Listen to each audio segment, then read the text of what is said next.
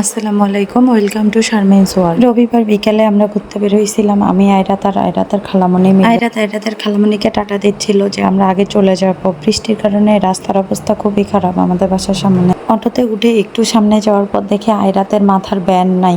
আমরা নেমে অনেক খোঁজাখুঁজির পরেও ব্যান্ডটা খুঁজে পাই না। পরে কি আর করার, মন খারাপ করে আমরা তিনজনে রওনা দিয়ে দেই। আয়রাত যেহেতু ঘুরতে ভালোবাসে, তাই আমি বাড়িতে আসলে চেষ্টা করি আয়রাতকে নিয়ে এইদিকে সেদিকে একটু ঘোরাঘুরি করতে।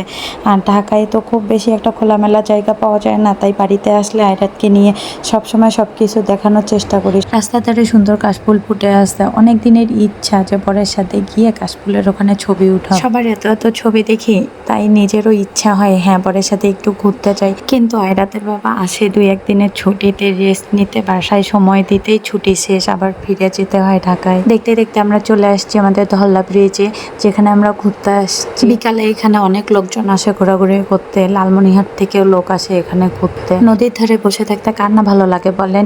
তাও যদি হয় বাড়ির পাশে নদী, তাহলে তো কোনো কথাই নেই। কিছুদিন পর পর ঘুরতে যে আসা হয় এখানে আমাদের। অটো থেকে নেমে দেখি নদীতে এত বেশি পানি, যা 1 সপ্তাহ আগেও এত বেশি পানি ছিল না। যেহেতু কুড়িগ্রামে বন্যা হচ্ছে, তাই নদীর পানি এত বেশি বেড়ে গেছে। নদীতে এত বেশি স্রোত ছিল, আমরা দাঁড়ায় দাঁড়ায় পানি দেখছিলাম, চারদিকে পানিতে ভরে গেছে। আয়রাতের সাথে ছবি তোলার জন্য যুদ্ধ করে আয়রাতের কয়েকটা ছবি তুলে নেই।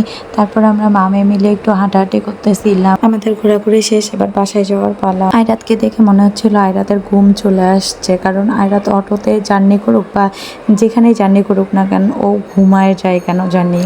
আমাদের আজকের মতো ঘোরাঘুরি এখানেই শেষ। ধন্যবাদ সবাইকে এতক্ষণ সাথে থাকার জন্য, ভিডিও দেখার জন্য। আল্লাহ হাফিজ সবাইকে।